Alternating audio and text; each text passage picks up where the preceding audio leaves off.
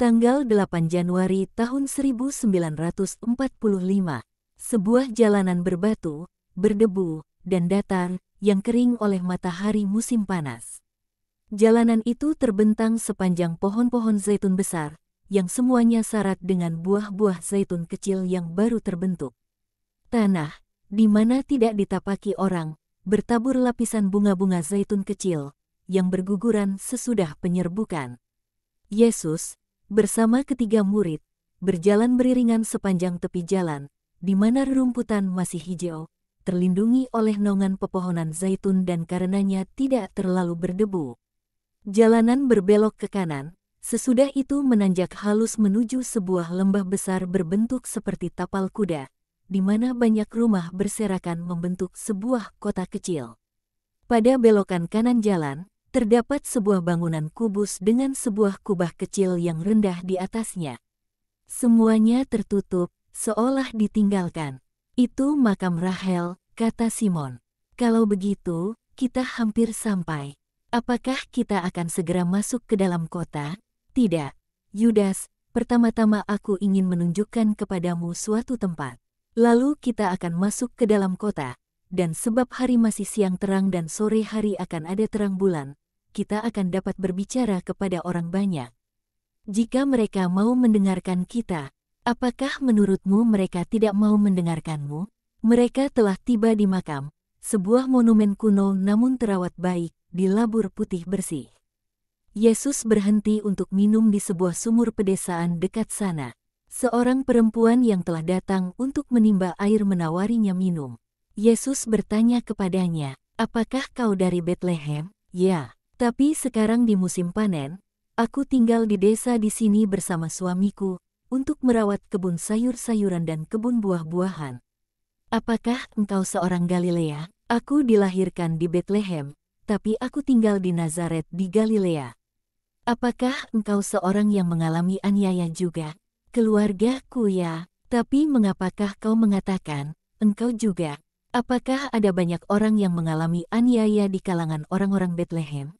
Tidak tahukah kau, berapa umurmu?" 30. "Jadi engkau dilahirkan tepat ketika, oh, betapa tragedi besar. Tetapi kenapakah ia dilahirkan di sini? Siapa dia yang kata mereka adalah juru selamat?"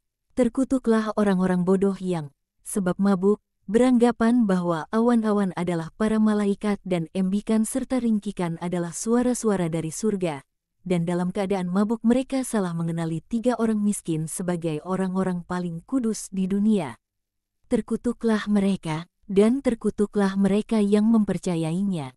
Tapi, dengan segala kutukanmu, engkau tidak menceritakan kepadaku apa yang terjadi. Mengapakah kau mengutuk? Karena, dengar, kemanakah kau hendak pergi? Ke Betlehem bersama teman-temanku. Aku ada urusan di sana. Aku harus mengunjungi beberapa teman lama dan menyampaikan kepada mereka salam dari bundaku. Tapi aku ingin tahu banyak hal sebelumnya, sebab kami telah lama pergi, kami sekeluarga, selama bertahun-tahun.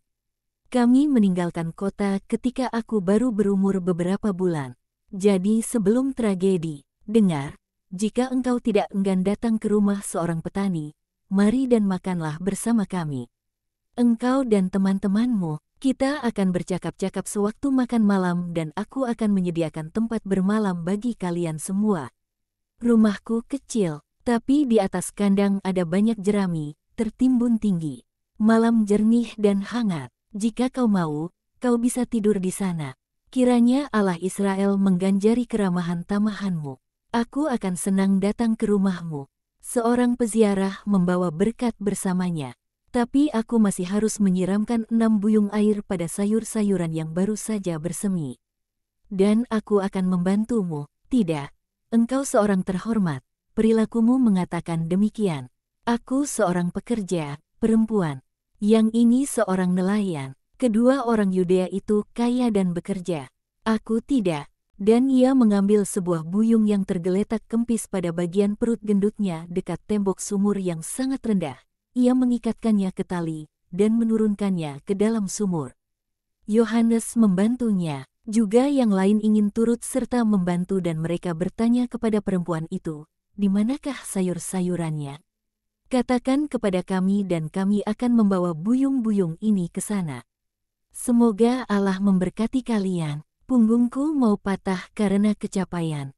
Mari." Dan sementara Yesus menarik buyungnya, ketiga murid menghilang di sebuah jalan setapak, dan kembali dengan 2 buyung kosong, yang mereka isi dan lalu pergi lagi. Dan mereka tidak melakukannya 3 kali, tapi 10 kali. Dan Yudas tertawa, berkata, "Dia berteriak memberkati kita sampai serak. Kita memberi begitu banyak air pada sayur-mayurnya, hingga tanah akan basah untuk setidaknya 2 hari, dan perempuan itu tidak akan harus mematahkan punggungnya." Ketika dia kembali untuk terakhir kalinya, dia berkata, "Guru, aku khawatir kita tidak sedang beruntung." Kenapa, Yudas? Karena dia punya dendam terhadap Mesias. Aku katakan kepadanya, "Janganlah mengutuk. Tidak tahukah engkau bahwa Mesias adalah anugerah terbesar bagi umat Allah? Yahweh menjanjikannya kepada Yakub, dan sesudahnya kepada segenap para nabi dan orang-orang benar di Israel. Dan engkau membencinya?" Dia menjawab, "Bukan dia, tapi dia yang oleh beberapa gembala mabuk dan 3 peramal terkutuk dari timur disebut Mesias. Dan sebab itu adalah engkau." "Tidak masalah. Aku tahu aku ditempatkan sebagai pencobaan dan pertentangan bagi banyak orang. Apakah kau katakan kepadanya siapa aku? Tidak, aku tidak bodoh. Aku ingin menyelamatkan punggungmu dan punggung kami. Kau melakukan yang benar, bukan karena punggung kita, tapi karena aku ingin menunjukkan diriku ketika aku pikir waktunya tepat. Mari kita pergi." Yudas menghantarnya ke kebun sayur-mayur. Perempuan itu mengosongkan ketiga buyung terakhir dan dia lalu membawanya ke sebuah bangunan pedesaan di tengah kebun buah-buahan. "Masuklah," katanya, "suamiku sudah di rumah." Mereka melongok ke dalam sebuah dapur rendah yang berasap. "Damai bagi rumah ini." Yesus menyampaikan salam, "Siapapun engkau, semoga engkau dan teman-temanmu diberkati." "Masuklah," jawab laki-laki itu. Dan dia membawa keluar bagi mereka sebaskom air agar mereka dapat menyegarkan dan membasuh diri. Lalu mereka semua masuk dan duduk sekeliling sebuah meja kasar. "Terima kasih sudah membantu istriku," dia mengatakannya kepadaku. "Aku tidak pernah berhubungan dengan orang-orang Galilea sebelumnya dan aku diberitahu bahwa mereka kasar dan suka berkelahi. Tapi engkau lembut dan baik. Meski sudah capai, engkau mau bekerja begitu keras. Apakah kalian datang dari jauh?" "Dari Yerusalem." Kedua orang ini adalah orang Yudea, yang satunya dan aku sendiri dari Galilea. "Tapi, percayalah padaku, teman, kau akan mendapati yang baik dan yang jahat dimanapun." "Itu benar, pertama kali aku bertemu orang-orang Galilea, aku dapati mereka orang-orang baik." "Perempuan, bawakan makanan. Aku hanya punya roti, sayur-mayur, buah zaitun dan keju. Aku seorang petani, aku sendiri bukan seorang terhormat.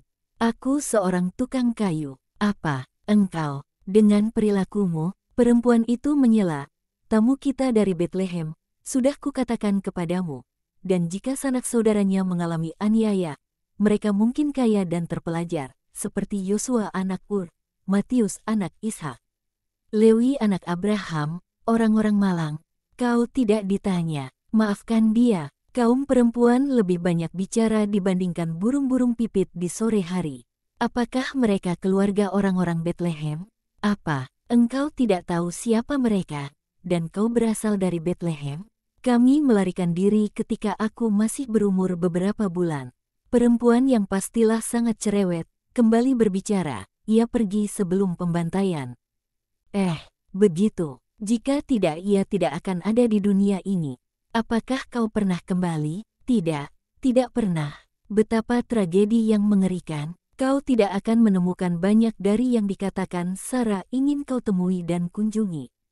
Banyak yang terbunuh, banyak yang lari, banyak, siapa yang tahu, hilang, dan tidak pernah diketahui apakah mereka mati di padang gurun atau dibunuh dalam penjara sebagai hukuman atas pemberontakan mereka." "Tapi apakah itu pemberontakan?" Dan siapakah yang akan tinggal diam membiarkan begitu banyak kanak-kanak yang tak berdosa dibantai? Tidak, tidaklah adil jika Lewi dan Elia masih hidup sementara begitu banyak kanak-kanak tak berdosa mati. Siapakah kedua orang itu, dan apakah yang mereka lakukan? Ya, setidaknya engkau akan sudah mendengar mengenai pembantaian.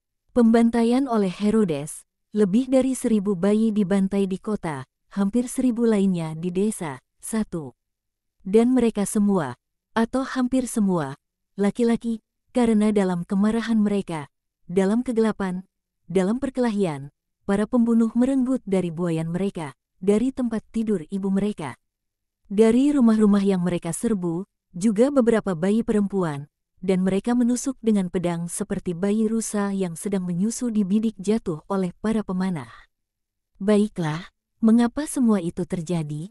Sebab sekelompok gembala, yang jelas minum banyak sekali cider, sama dengan sari buah apel yang difermentasikan, guna menahan dinginnya malam yang menggigit, dalam gila kegembiraan, menyatakan bahwa mereka telah melihat malaikat, mendengar nyanyian-nyanyian, menerima perintah, dan mereka mengatakan kepada kami yang di Betlehem, "Mari, sembahlah, Mesias telah dilahirkan." Coba bayangkan, Mesias dalam sebuah gua, dengan segenap ketulusan hati, harus aku akui bahwa mereka semua mabuk, bahkan aku yang saat itu masih remaja, juga istriku, yang saat itu hanya beberapa tahun lebih tua. Sebab kami semua percaya kepada mereka, dan dalam diri seorang perempuan Galilea yang miskin kami melihat bunda perawan yang disebut oleh para nabi. Tapi ia bersama dengan suaminya, seorang Galilea kasar. Jika ia adalah istri, bagaimana mungkin ia adalah sang perawan? Singkat cerita, kami percaya. Hadiah-hadiah, sembah sujud, rumah-rumah terbuka demi memberi mereka keramah tamahan. Oh, mereka memainkan peran mereka dengan sangat baik.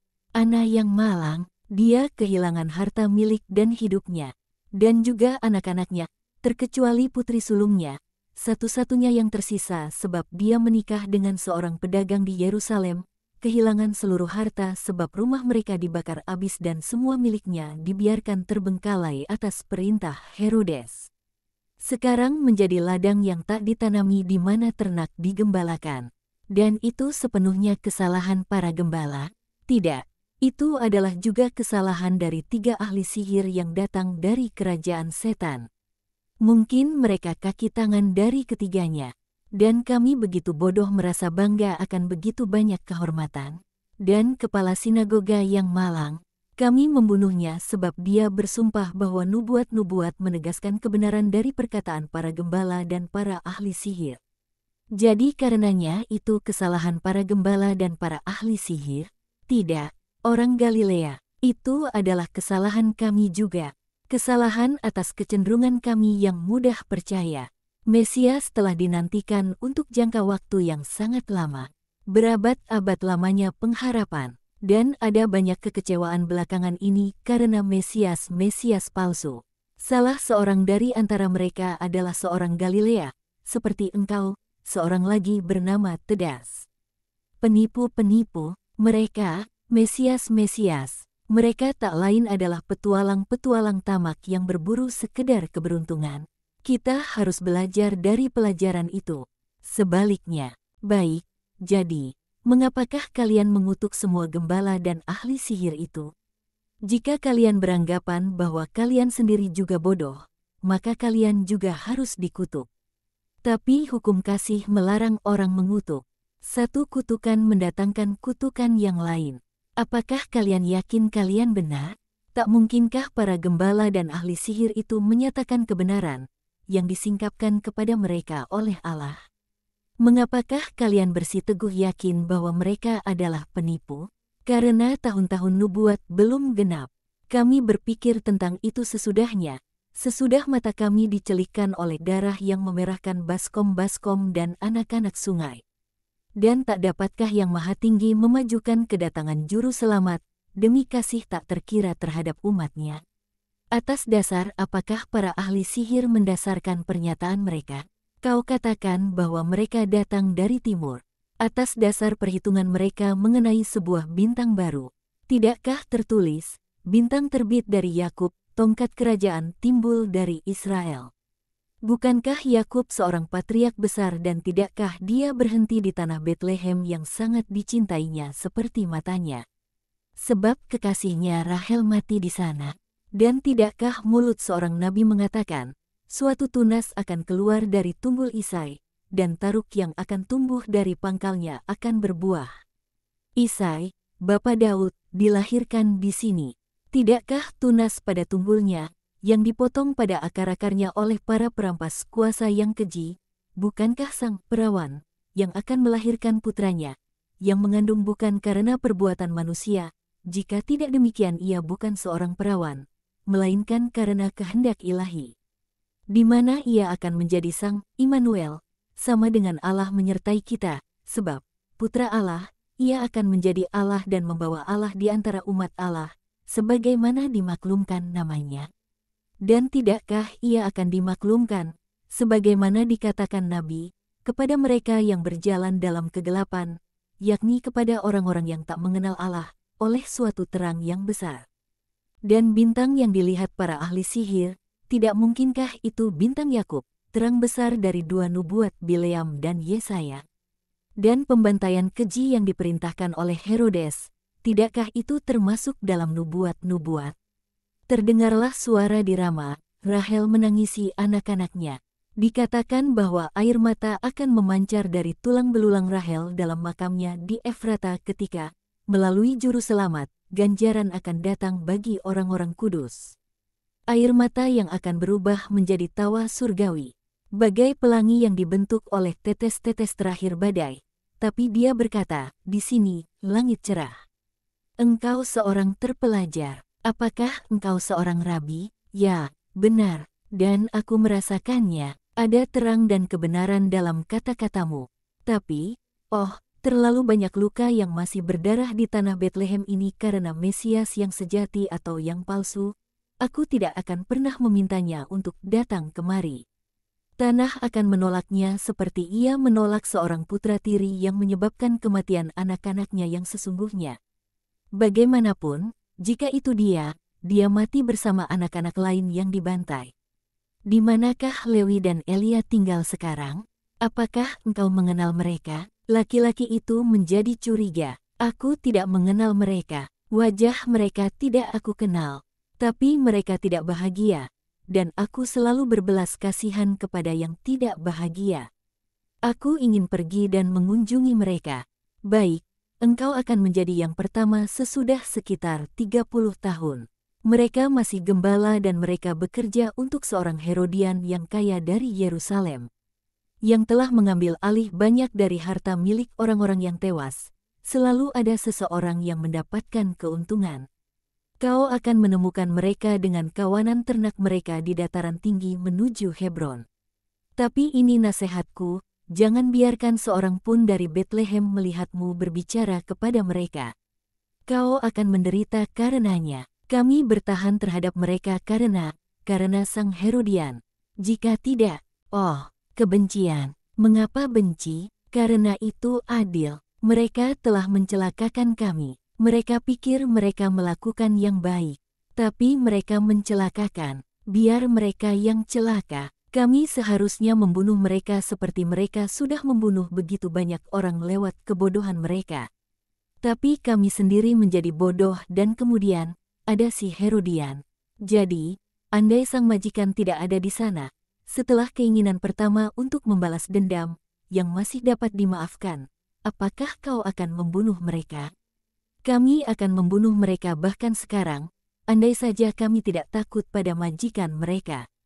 Teman, aku berkata kepadamu, jangan membenci, jangan mengharapkan hal-hal yang buruk, jangan antusias untuk melakukan hal-hal yang jahat.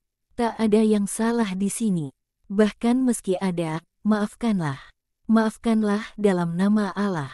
Katakan pada orang-orang Betlehem yang lainnya juga. Ketika hati kalian bebas dari kebencian, Mesias akan datang.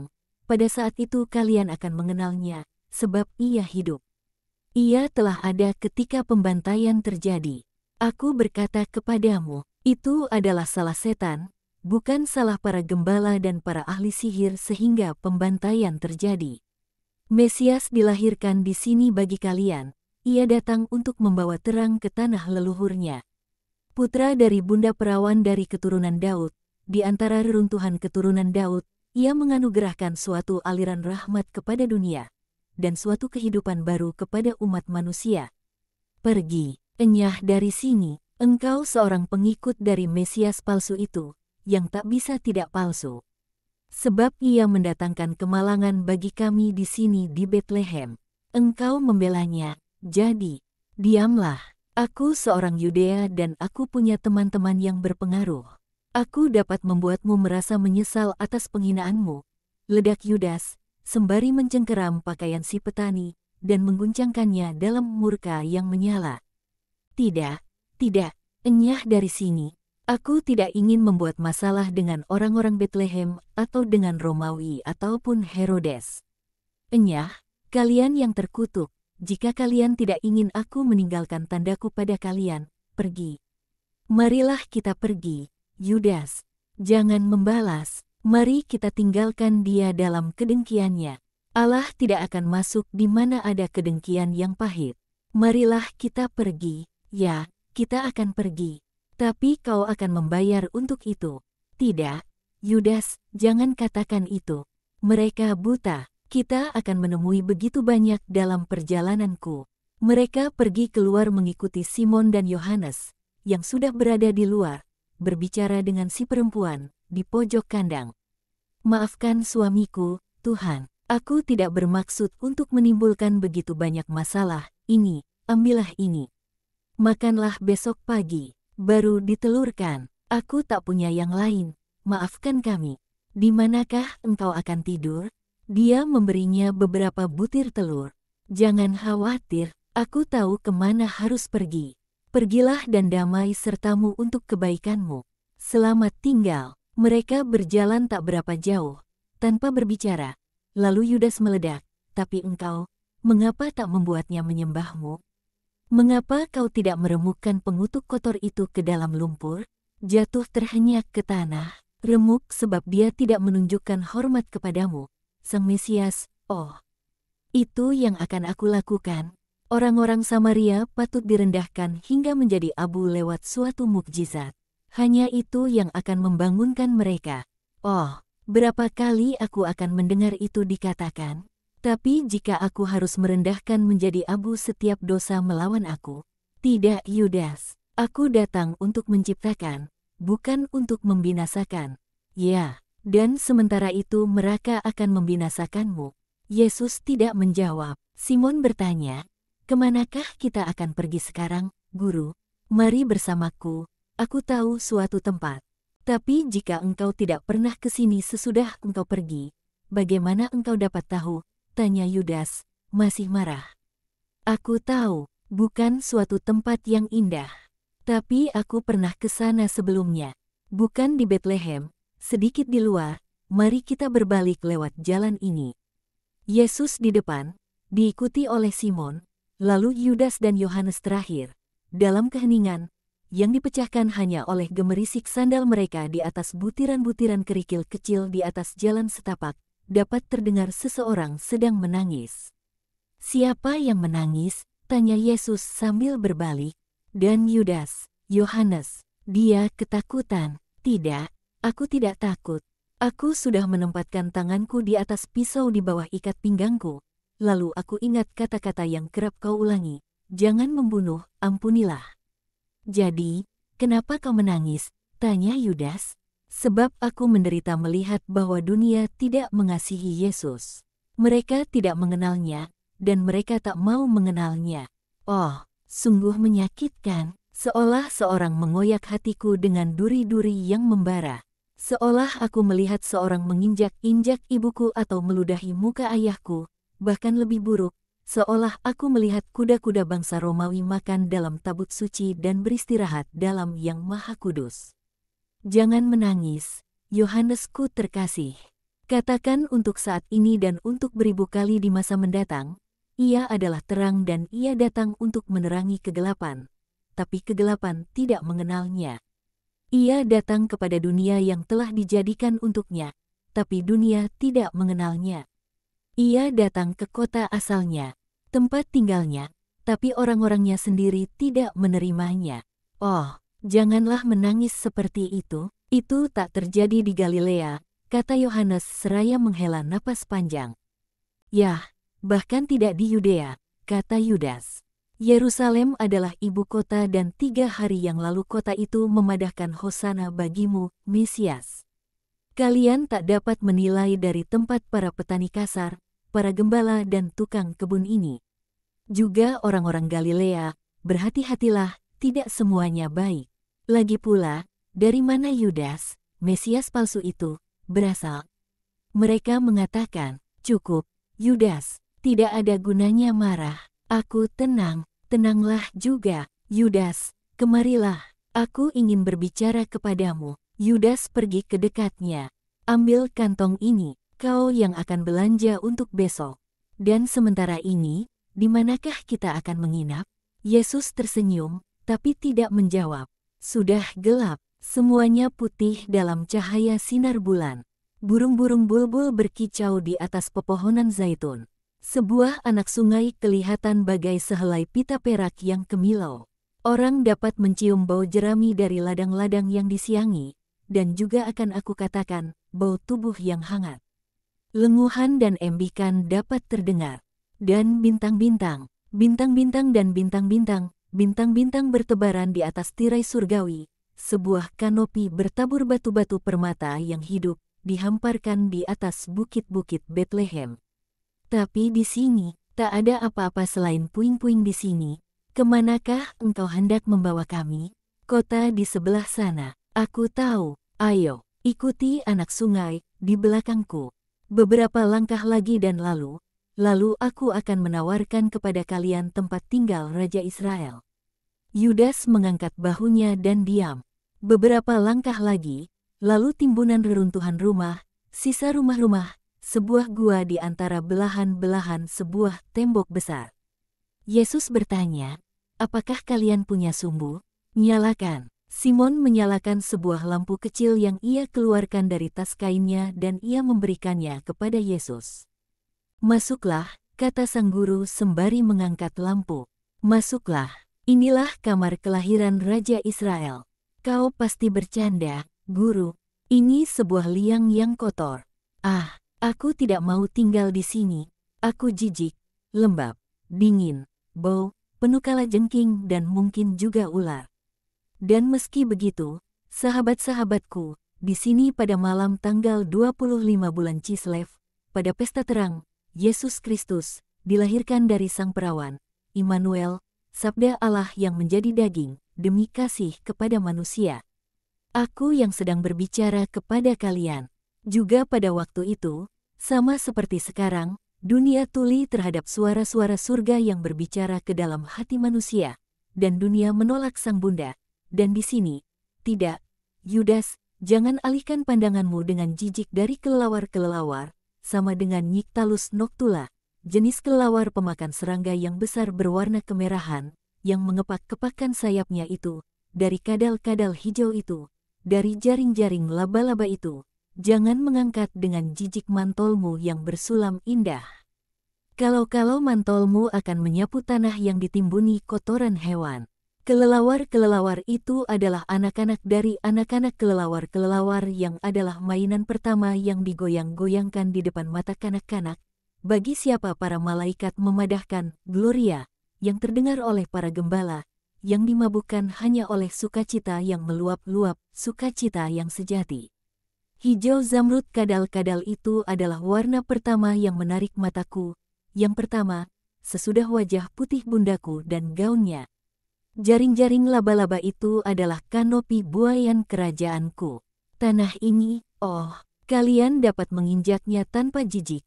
Tanah ini dikotori dengan kotoran hewan, tapi dikuduskan dengan kakinya, kaki Bunda Allah tanpa dosa yang suci, tersuci, termurni, yang melahirkan. Sebab ia harus melahirkan, sebab Allah, bukan manusia, mengatakan kepadanya dan menaunginya dengan bayangnya. Ia, yang tanpa salah, menginjakkan kaki ke atasnya. kalian dapat menginjakkan kaki kalian juga. Dan kiranya kemurnian yang disebarkan olehnya, oleh kehendak Allah, naik dari tapak-tapak kaki kalian masuk ke dalam hati kalian. Simon jatuh berlutut. Yohanes langsung pergi menuju palungan dan menangis, menyandarkan kepalanya padanya. Yudas ketakutan. Dia dikuasai oleh emosi, dan tak lagi mengkhawatirkan mantolnya yang indah. Dia berlutut di atas tanah, meraih ujung jubah Yesus dan menciumnya serta menebah dadanya seraya berkata, "Oh, Guruku yang baik, berbelas kasihanlah pada kebutaan hamba-Mu, kesombonganku lenyap, aku melihat Engkau seperti Engkau adanya, bukan raja yang aku bayangkan, melainkan Pangeran abadi, Bapa dari abad-abad mendatang, Raja damai. Kasihanilah, Tuhanku dan Allahku, kasihanilah aku. Ya, kalian semua beroleh belas kasihanku. Sekarang kita akan tidur di mana bayi dan perawan tidur, di sebelah sana di mana Yohanes telah mengambil tempat bunda yang menyembah, di sini di mana Simon tampak seperti bapa asuhku. Atau, jika kalian mau, aku akan berbicara kepada kalian mengenai malam itu. Oh, ya, Guru, ceritakan kepada kami perihal kelahiranmu, agar kiranya itu menjadi mutiara yang bersinar cemerlang dalam hati kami, dan kami dapat menceritakannya kepada seluruh dunia, dan kami dapat menghormati bundamu yang perawan, bukan hanya sebagai bundamu, melainkan juga sebagai sang perawan." Yudas yang pertama berbicara, lalu Simon dan lalu Yohanes, yang wajahnya tersenyum dan menangis, dekat palungan. "Datang dan duduklah di atas jerami. Dengarkanlah," dan Yesus menceritakan kepada mereka malam kelahirannya. Sementara bunda menjelang waktunya untuk melahirkan anaknya, sebuah dekrit diterbitkan oleh delegasi Kekaisaran Publius Sulpicius Quirinius pada perintah dari Kaisar Agustus, ketika Sentius Saturninus menjadi gubernur Palestina.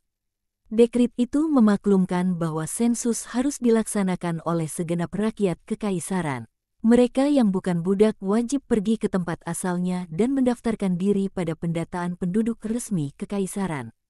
Yosef, suami Maria, berasal dari keturunan Daud, dan bundaku juga dari keturunan Daud. Seturut dekrit, mereka meninggalkan Nazaret dan datang ke Betlehem, tempat kelahiran keluarga kerajaan. Cuaca sangat buruk, Yesus melanjutkan kisah dan semuanya pun berakhir demikian.